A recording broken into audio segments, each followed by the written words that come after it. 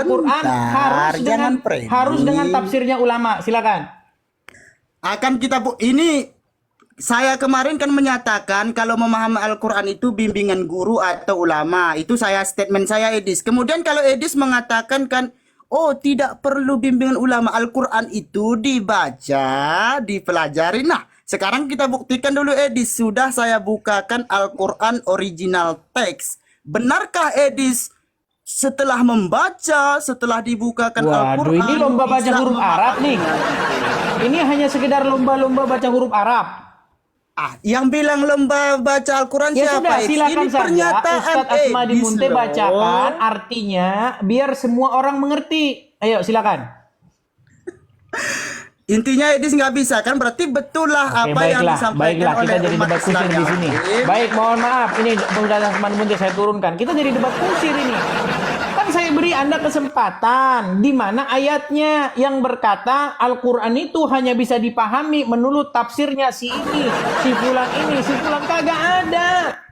Gitu loh.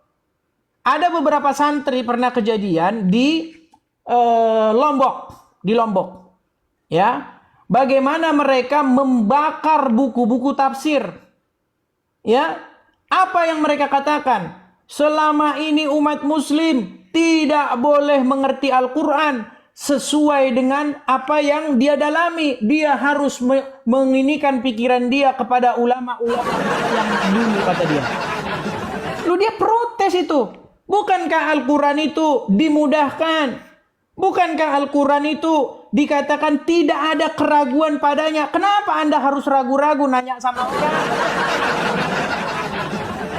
Saya ketika mendalami Al-Quran, ketika belajar Al-Quran selama 13 tahun, tidak ada saya dapati di dalam Al-Quran bahwa kalau mau paham Al-Quran harus baca kitabnya si Udin. Tidak ada.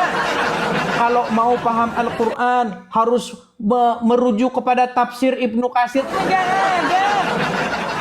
Bahkan Ibnu Katsir, Jalalain nggak ada disebutkan di dalam Al-Quran. Nggak ada. Duh, gimana sih?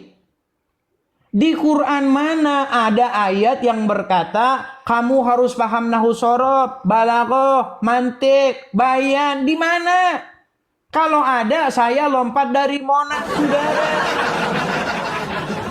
Duh, yang saya temukan di dalam Al-Quran bahwasanya ayat-ayat Al-Quran itu hanya dikelompokkan menjadi dua bagian besar. Yang pertama adalah ayat-ayat yang muhkamat, yaitu jelas, terang benderang.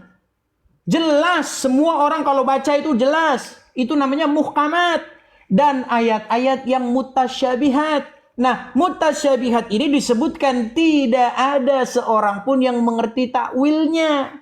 Nggak ada. Terus ngapain saya cari tahu? Untuk ayat-ayat yang mutasyabihat. Itu loh. Juma minta naik. Mana berani? Mana? Lihat dulu. Apakah ada di antrian? Kagak ada.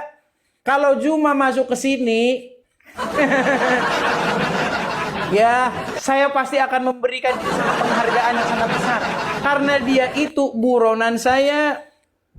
Dia nantang-nantang saya.